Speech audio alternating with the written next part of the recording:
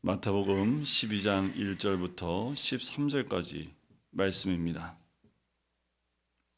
말씀을 보겠습니다. 그때에 예수께서 안식일의 밀밭 사이로 가실새 제자들이 시장하여 이삭을 잘라 먹으니 바리새인들이 보고 예수께 말하되 보시오, 당신의 제자들이 안식일에 하지 못할 일을 하나이다.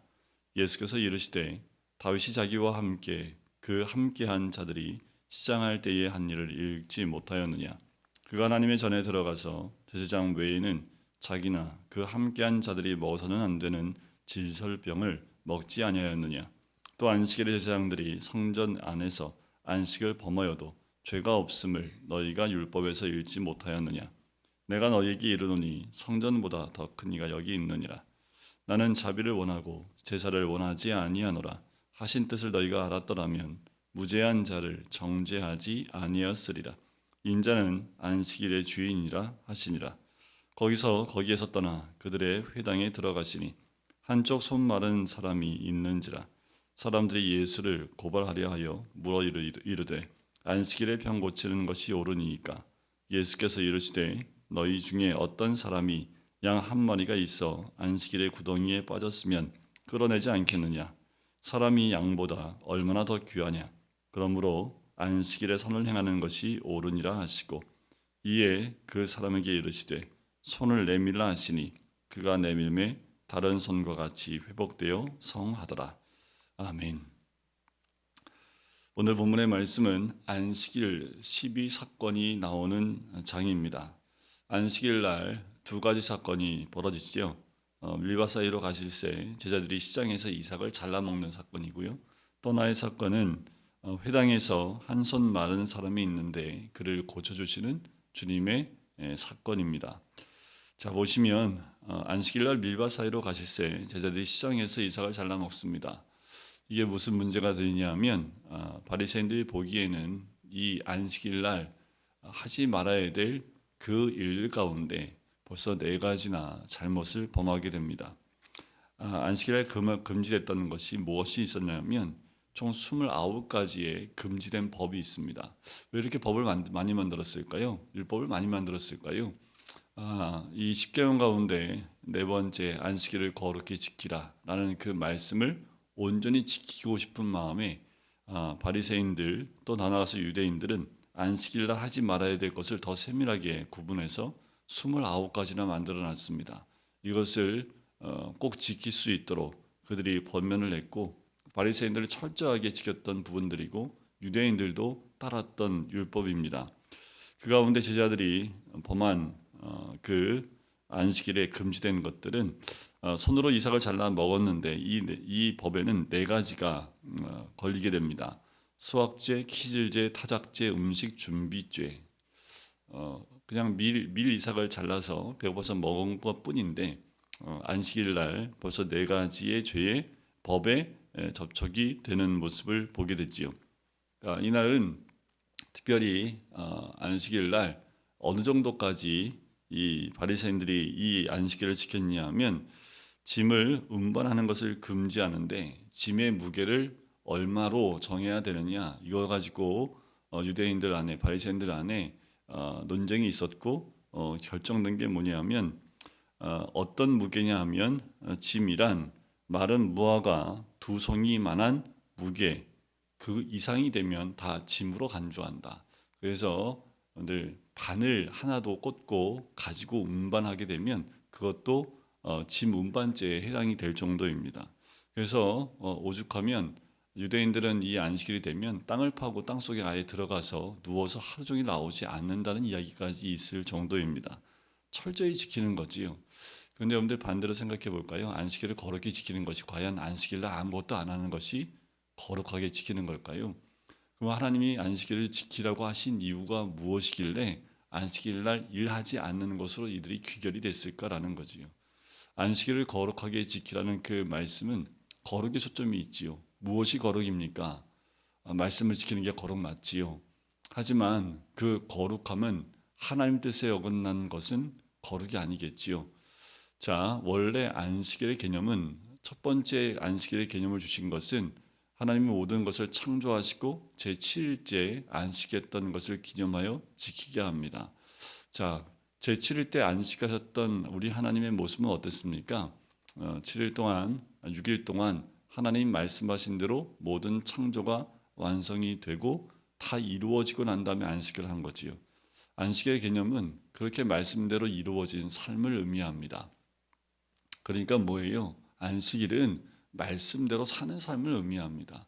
뭐 일을 하라는 그 의미가 아니라 진정한 의미는 하나님 말씀대로 온전하게 이루어진 것이 온전한 안식이라는 거지요. 자, 안식일은 사람의 날이 아닙니다. 안식일은 주의 날이지요. 그래서 우리가 주의 날이라고 이야기를 합니다.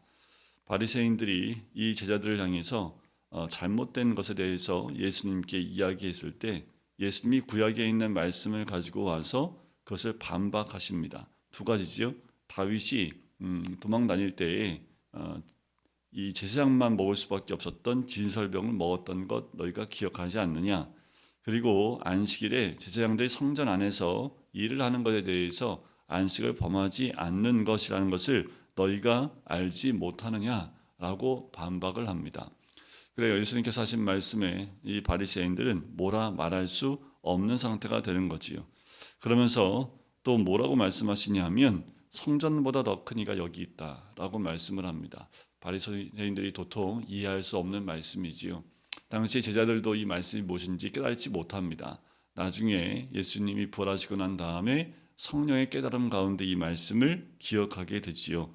나는 자비를 원하고 제사를 원하지 아니하노라. 계속해서 이 바리새인들은 형식적인 부분에 초점이 되어져 있기 때문에 말씀을 좀 제대로 보고 알아야 됨을 이야기합니다. 그러면서 너희 뜻을 너희가 알았더라면 무죄한 죄를 정죄하지 아니하였겠다라고 하는 호세아 6장 6절 말씀을 인용하셔서 말씀하고 있는 거지요. 말씀을 제대로 알아야 그 말씀대로 살 수 있고 그 말씀을 제대로 알지 못하면 그 말씀으로 정죄하는 것으로 잘못 사용할 수 있기 때문에 너희가 형식에만 국한되어 있지 말 것을 권면하고 계시는 거지요. 안식일의 진정한 주인은 누구입니까? 바로 인자라는 것을 말씀하시는 거지요. 여러분들 안식일은요. 예배가 목적이 되는 삶을 사는 것이 바로 안식일입니다. 안식일은 나를 중심으로 내가 일을 쉬고 내가 쉬는 날이 아니라 안식일은 하나님 안에서 쉬는 겁니다. 하나님을 온전히 예배하는 그 모습이 안식일이지요. 안식의 주인이 누구라고요? 바로 인자입니다. 그것은 무엇을 의미합니까? 안식일의 중심은 예수 그리스도라는 거예요. 우리가 안식일을 따로 구별하여 드리고 있지만 그리고 일주일에 한 번 모여서 우리도 예배를 드리고 있지만 어느 날도 하나님의 날이 아닌 날이 어디 있습니까? 특별히 한 날을 구별하여 우리가 주의 날로 구별하여 지키고 있다면 그 날 전체를 예수 중심의 삶으로 살아가는 것을 권면하고 있는 거지요. 십계명 가운데 사계명인 이 안식일을 거룩하게 지키라라는 그 말씀, 거룩하게 지키는 부분에 대해서 우리가 아무 일을 하지 않는 것이 거룩함이다 이야기할 수 없습니다. 우리가 말씀을 자칫 잘못 대하면 형식적으로 대하기 시작을 하면 남을 판단하고 비판하는 것으로 그 말씀을 사용할 수 있는 그 잘못을 범할 수 있지요. 자, 이렇게 거기서 나와서 또 회당에 들어가시는데 회당에 마침 한 손 마른 사람이 있습니다. 자, 사람들이 예수를 고발하려고 물어요. 안식일에 병 고치는 것이 옳습니까? 당연히 이들의 율법에는 병을 고치지 못하게 되어 있습니다. 의사도 안식일에는 병자를 치료할 수 없습니다. 단지 예외가 된 사항이 있는데 그게 뭐냐면 숨이 넘어가는 사람을 인공호흡하는 정도, 그 정도는 의사에게 허용이 됩니다. 그런데 그 병을 낫게 하는 그 행위를 하는 것은 율법을 이 안식일을 범하는 일이 됩니다. 근데 우리 예수님께서 많은 환자들을 치유하고 고치시는 것을 보았기 때문에 이들이 안식일날 예수님이 이 병자를 치유하게 되면 안식일을 범하는 게 되는 거지요. 그러니 예수님이 와서 하신 말씀도 다 잘못된 것이다. 바리새인들이 이야기하고 또 예수님을 따르지 못하게 하려는 목적으로 안식일에 병 고치는 것을 묻습니다. 근데 대뜸 예수님께서 11절 이런 말씀하시지요. 너희 중에 어떤 사람이 양 한 마리가 있어 안식일에 구덩이에 빠졌으면 끊어내지 않겠느냐. 이들의 율법 가운데 양이 구덩이에 빠지면 꺼내줘도 된다라는 그 법이 있습니다. 그러니까 안식일이라 할지라도 구덩이에 이 양이 빠지면 끌어내줄 수 있다라는 거예요. 양이 구덩이에 빠지면 혼자 나올 수 없지요. 사람도 나올 수 없습니다. 하물며 이 양은 더더욱 이 구덩이에 빠지면 그냥 죽을 수밖에 없는 거지요. 그러니까 살려줘야 된다라는 겁니다.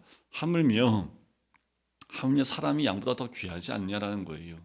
그 양도 구해내는데 이 사람은 얼마나 더 귀하냐.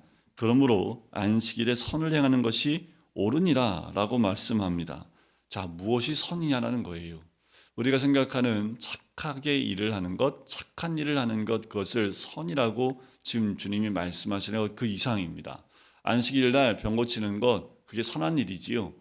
그런 선을 말씀하시는 것이 아니라 그걸 더 넘어서 구원을 위하여 행하는 것을 선이라고 말씀하고 계시는 거예요. 그러니 안식일 날 선을 행하는 것이 옳다. 그 생명을 살리는 것, 그 구원을 위하여 행하는 것이 옳다라고 말씀하는 거지요. 어느 누구도 예수님의 말씀에 대꾸하지 못합니다. 그리고 예수님께서 손을 내밀라 하시고 그 내미는과 동시에 그 사람의 손이 회복되고 성하게 되는 것을 보게 되지요. 우리 주님은 안식일을 어긴 것이 아니라 안식의 의미를 살리신 거지요. 또 안식일이 무엇인지를 또 바리새인들의 그 질문을 통해서 우리에게 알려주고 있는 겁니다. 여러분들, 안식일은 나 중심이 아닙니다. 이 코로나로 인해서 온라인 예배가 많은 경우 온라인 예배가 이제 기본으로 이렇게 많이 보급이 됐는데, 여러분들 이 온라인 예배는 하나님 중심입니까? 나 중심입니까? 부득이하게 몸이나 또 멀리 떨어져 있기 때문에 함께 할 수 없는 경우는 특별하게 어쩔 수 없는 상황은 괜찮지만 나올 수 있는 상황임에도 불구하고 온라인 예배를 드린다면 그것은 나 중심이 될 수 있겠지요. 예배는 나 중심이 아니라 예수 중심이 되어야 합니다. 예배는 하나님 중심이 되어야 되는 거지요. 근데 그 예배를 내가 편하게 드린다면 그것은 옳은 예배를 드리는 모습이라 할 수 없는 거지요. 상황에 의해서 어쩔 수 없는 때는 그럴 수밖에 없지만 우리가 온전히 주님께 드릴 수 있다면 주님께 나와 온전하게 주님께 예배를 드리는 것이 맞지요. 점점 시대가 흘러가면서 사람 중심으로 바뀌어가는 안타까움이 있습니다. 예배는 사람 중심이 아니라 하나님 중심이고 또 예배는 하나님께 드리는 거지요. 내가 편하게 드리는 것이 아니라 주님께 온전한 예배로 올려드리는 것, 그것이 주일날 드리는 우리의 예배가 되어야 합니다.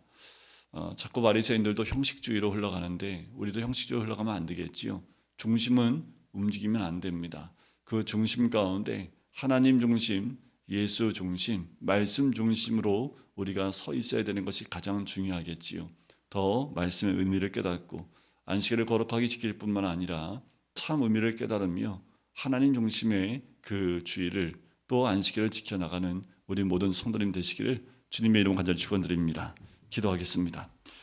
사랑의 주님, 예수님을 또 걸려 넘어지게 하렸던 바리새인들의 안식일에 대한 그 질문들은 안식의 참 의미를 깨닫지 못한 그들에게 우리 주님께서 안식의 의미를 깨닫게 하신 것처럼 아버지 하나님, 우리가 안식일을 거룩하게 지키고 있는지를 돌아보게 하여 주시고 참 안식일을 지키며 행함으로 아버지 이 땅 가운데에 이제는 나 중심이 아닌 하나님 중심의 온전함을 회복할 수 있는 우리가 될 수 있기를 간절히 소원합니다. 바리새인처럼 형식적인 것으로 비판과 판단하는 우리의 모습이 아니라 늘 주님의 뜻이 어딘지를 분별하여 그 뜻대로 순종함으로 하나님의 말씀대로 순종하여 온전함을 따라 나갈 수 있는 우리가 될 수 있도록 축복하여 주시옵소서. 감사드리며 예수 그리스도의 이름으로 기도드립니다. 아멘.